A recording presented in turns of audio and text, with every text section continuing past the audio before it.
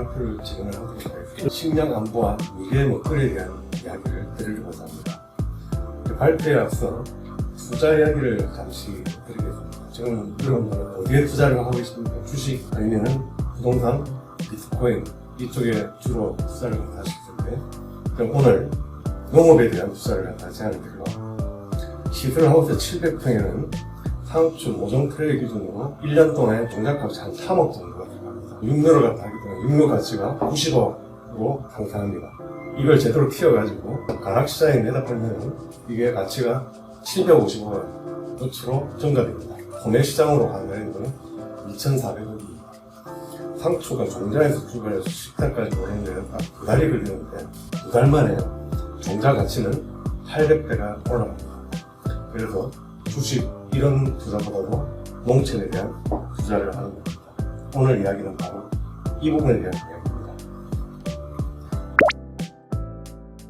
이 프로젝트를 하게 된 것은 농촌이 같이 줄어들고 있습니다. 인구도 소멸되고 있습니다. 그리고 지역 간의 농촌 간의 격차 상당히 심합니다. 그리고 스마트팜 확률은 5% 미만입니다. 그래서 이 문제를 해결하기 위해서 프로세스를 제대로 세팅하고 그걸 돌릴 수 있는 디지털 플랫폼을 만들자라는 게 이 프로젝트를 시작하게 되었습니다. 딱 협동조합은 스마트 농업을 하기 위해서 만든 협동조합입니다. 그래서 스마트 농업 프로세스와 플랫폼을 만들자. 그 중에서도 핵심 기능인 영농관리, 서비스 운영관리, 통합 관제 이 세 가지 플랫폼을 만들자라는 게 본 프로젝트의 본입니다. 저희가 갖고 있는 노하우를 최대한 가지고 빠르게 하자. 지금부터 기록 관리는 철저히 하자. 그리고 지금 영농, 서비스 운영, 관제 세 가지 기능이 상당히 복잡하게 얽혀 있습니다. 복잡해 얽혀 있음에도 불구하고 제대로 엮어버리자. 그리고 세계 표준 이 세 가지를 이가지고 돈을 벌자라는 목적으로 방향을 설정했습니다. 프로세스와 관련돼서는 ITIL 현재 버전 4.0까지 있는데 IT 서비스 관리를 제대로 운영하기 위한 국제 표준입니다. 현재 대기업과 정부기관에서는 이미 상당히 오래되어 있고 또 이 부분에 대한 충분한 경험을 갖추고 있기 때문에 이 부분에 대한 노하우를 제대로 이 프로젝트 스마트 영농 프로세스에다가 녹이자. 그리고 스마트 농업에 대한 기술 아키텍처에 대해서는 정부기관에서 발표한 아키텍 기술 참조를 해가지고 구축했습니다. 그래서 4가지의 플랫폼 센터를 만들었는데 전체 아키텍처의 각 요소에 대해서 상당 부분 커버리지하고 있음을 알 수가 있습니다. 프로세스는 자체적인 프로젝트 수행 방법입니다. ITI와 그리고 아키텍처 기준으로 프로세스를 만들어서 영농 표준의 8종 그리고 관제 표준과 서비스 운영관리 표준 쪽에 7종 이렇게 프로세스를 정리를 했습니다. 이 프로세스 특징은 첫 번째가 농업 관련 가치사슬, 육묘서부터 판매까지의 전체 영역의 디지털 전환 프로세스를 포함을 하고 있다. 그리고 사람이 할 역할과 기술이 할 역할을 철저하게 분리를 해놨습니다. 그래서 사람이 영농 업무를 참여하는 것을 최소화시킨다. 그리고 혼자서 농사 짓는 분들도 많죠. 그분들도 이 플랫폼을 활용할 수 있도록 모듈화를 시켜놨다. 아키텍처 부분에서는 기본적으로 농업 프로세스 수용하기 위해서 영농센터, 그리고 실시간 영농 환경을 모니터할 수 있는 관제센터, 그리고 서비스 운영 관리를 제대로 할 수 있는 서비스센터, 마스터 정보를 관리하는 정보센터 이 4가지의 플랫폼을 개발을 하고 아직 농민들이 스마트폰이나 디지털 환경에 익숙하고 고령화되어 있기 때문에 그분들을 위해 가지고 디지털 전환 지원 조직 두고서 이분들이 수용을 할 수 있도록 그렇게 공채 농사를 지어서 도시에서 판매하는 구조로 설계를 합니다. 그래서 이 플랫폼의 특징은 첫 번째, 농민들이 굳이 스마트폰 교육이나 컴퓨터 교육을 못 하더라도 영농 프로세스를 수행이 가능하고 이렇게 함으로써 농민들의 자유시간이 늘어납니다. 그리고 농촌 지역에 여러가지 다양한 일자리들이 늘어나는 게 이 플랫폼의 특징입니다. 연초부터 통해서 사업계획 수립과 처음에는 사업개발을, 즉 농사를 지어가지고 현찰을 지는 게 목적이었습니다. 그래서 3월달에서부터 충남 청량, 7월달에는 충남 공주에 들어가지고 기본적인 영농 관련된 준비, R&D의 백그라운드와 협동조합의 기초를 갖다 다도록 했었는데 이 확보에 실패를 하게 되면서 플랫폼 개발을 갖다 하게 됐습니다. 8월달에 착수 보고 9월달에 설계 완료 보고 지금 개발 완료 보고를 이루어하면서 플랫폼 개발이 끝났습니다. 이 플랫폼이 제공하는 가치는 첫 번째는 TV에서 많이 봤습니다. 탈로 때문에 가격이 폭등하고 인건비가 상승이 되면서 양파를 갈아 엎는다든지 없도록 예약 구매를 갖다가 통해가지고 깎아오는 일이 없도록 하는 게 가장 큰 초점이고, 농민들이 이제 영농 활동에서 조금 벗어날 수 있습니다. 도시 사람처럼 놀러도 다니고 여행도 다 할 수 있고, 물론 그까지는 안 될 수 있겠지만 최대한 자유시간을 늘려주자. 그리고 생산, 판매, 재고 현황을 다 볼 수 있도록 이제는 영농이 눈에 보이는 영농, 재고가 지금 얼마 돼 있고 판매했고 수익이 어떻게 된다라는 걸 알 수 있도록. 농산물 소비자들은 첫 번째로 이제 어떤 종자를 제거했는지를 이력조회를 가능하기 때문에 신뢰를 할 수가 있고, 두 번째는 예약 구매를 통해가지고 구매 비용을 절감을 할 수 있고, 세 번째는 식당 같은 경우는 상당히 1년치를 예약 구매를 한다라고 구매 가격을 들쭉날쭉 할 수 있는 부분이 없으시죠. 항상 1년에 얼마 예산 통제가 가능한 부분을 갖춰야 돼요. 기농기촌 하시는 분들, 기농기촌 전에 농사 공부를 갖다 하십니다. 그런데 이제는 농사 말고도 농촌에 농사 외에 해야 할 일들이 많이 늘어나게 됩니다. 그래서 기존에 도시에서는 행정직이다, 마케팅만 했다, 영업만 했다 하는 분들도 그 역량을 충분히 활용할 수 있는 부분이 생겼다는 거. 그리고 조만간 기농기촌 영농 벤처 도시 플랫폼과 연계돼가지고 오픈을 할 예정입니다. 지금 이거는 농민들이 사용할 수 있는 플랫폼을 만드는 게 목적이, 보급이 목적이기 때문에 스마트 농업에 대한 진입장벽을 갖다 지금 낮추는 게 목적이에요. 그래서 사람들이 편하게 할 수 있는 시장 파이를 늘려나가고, 그러므로써 파이가 늘어나면 저도 들어갈 수 있는 부분이 많겠죠. 두 번째는 마트업체 전부 다 도시 쪽에 많이 밀집되어 있죠. 그러다 보니까 농촌의 AS라든지 그런 형편이 없습니다. 중소기업에서 삼성전자 같은 서비스 체계를 갖다 갖춘다고 하면 불가능하죠. 그래서 적어도 디지털 환경이라도 이용해 서비스 대응 체계를 갖다 구축하죠. 즉 농촌에 롯데 있는 스마트팜 장비 장애 접수를 갖다 한다든지, 추후로 농촌에 기술진들이 전문가들이 있다 그러면 그 사람이 그걸 고쳐야 되는 거죠. 그런 쪽으로 확대가 됩니다. 그리고 이 통합관제라든지 용농계는 상당히 디테일하고 많은 데이터들이 쌓이게 됩니다. 환경에 어느 종자는 어떤 환경에서 수율이 가장 좋더라, 생산이 많이 됩니다 라는 부분들은 전부 다 기업들이 다시 R&D에 활용을 한다든지 경영 전략, 마케팅 할 때도 활용이 가능하게 됩니다. 농촌 지자체는 이 플랫폼의 가장 큰 수혜자인데, 농촌에 외에 전후방 산업들이 같이 활성화될 수 있습니다. 그리고 디지털 전환을 통해 농촌이 젊어지고, 세 번째 도시와 농촌의 격차가 줄어드는 부분이 있습니다. 플랫폼 구성은 영농을 커버하는 영농센터, 관제센터로 구성되어 있고, 마스터를 하는 정보센터 4가지로 들어있습니다. 영농센터는 육묘, 재배, 선별, 보관, 배송, 판매, 구매라는 영농의 프로세스들을 다 포함을 하고, 그리고 관제센터와 서비스센터와 유기적으로 어울려가지고 들어있습니다. 즉 영농센터의 대부분 기능들은 농촌을 중심으로 거점으로 하는 것을 포커싱을 하고 있습니다. 관제센터는 각 영농시설의 환경 데이터를 정장비를 통해가지고 데이터가 수집이 되면 언제든지 조회를 할 수 있고, 장애가 발생 시에는 서비스를 통해가지고 빠르게 대응을 할 수 있는 형태를 구축되어 있습니다. 서비스센터는 아까 ITIL이라고 하는 세계 표준에 들어가 있는 바로 그 영역입니다. 서비스데스크를 비롯하여 서비스 요청, 장애, 변경, 수리, 요청이라는 이런 분들을 체들과 할 수 있는 부분이 있습니다.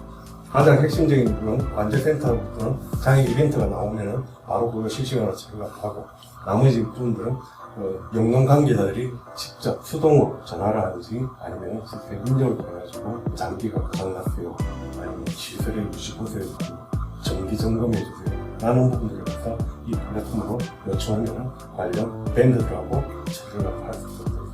정보센터는 전체적인 기초정보를 관리하는 부분이 있고, 현 시스템에 대해서는 데이터베이스는 공통정보를 관리하는 마스터DB, 그리고 영농, 서비스, 관제 쪽으로 데이터베이스가 구성되어 있습니다.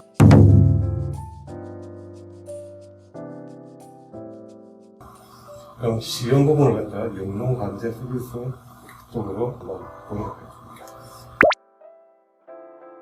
영농센터부터 영농센터의 전체적인 업무, 종자의 업체부터 시작해가지고 구매까지 했던 전체 업무 프로세스를 나타내고 있습니다. 종자 영농센터의 첫 번째는 종자 업체에서 종자 재고를 등록하는 데서 출발을 갖다 합니다. 정보를 등록해서 지금 창고에 재고가 얼마가 있다라는 등록을 하게 되면 육류업체들이 종자를 사가지고 집계하게 됩니다. 현재 99,000개의 기초 재고가 있음을 영농동료 실제 업체입니다. 종자 정보를 등록하고 재고 정보를 등록하고 육류업체에서 육류 플랜을 수립합니다. 어떤 종자를 심어가지고 종자 재고가 창고에 얼마 있는지를 확인을 하고, 그리고 아까 말씀드렸던 모종 예약 구매가 있는지 보고서 계획을 수립을 합니다. 이거는 계획 수립 단계를 보여주고 있고, 육류 계획 수립 단계에서는 언제 상추를 심는데 어떤 종자를 언제 투입을 해가지고 언제 했다고 물량도 등록하고 재고를 갖다 확인을 하게 되죠. 종자가 없다 그러면 예약 구매를 갖다 하게 됩니다. 예약 구매는 기본적으로 한 10% 정도 이상은 할인을 해줘야 되겠고요. 예약 구매를 하면은 딜리버리 타임이 한 달, 10일 정도 그 부분에 가격을 할인되면서 주문을 할 수 있기 때문에 비용을 갖다가 아낄 수 있고, 어디로 배달을 해도 언제 받았으면 좋겠고 입금을 언제 시켜주고 하는 점을 갖다 등을 해보면 종자회사는 선별이 됩니다.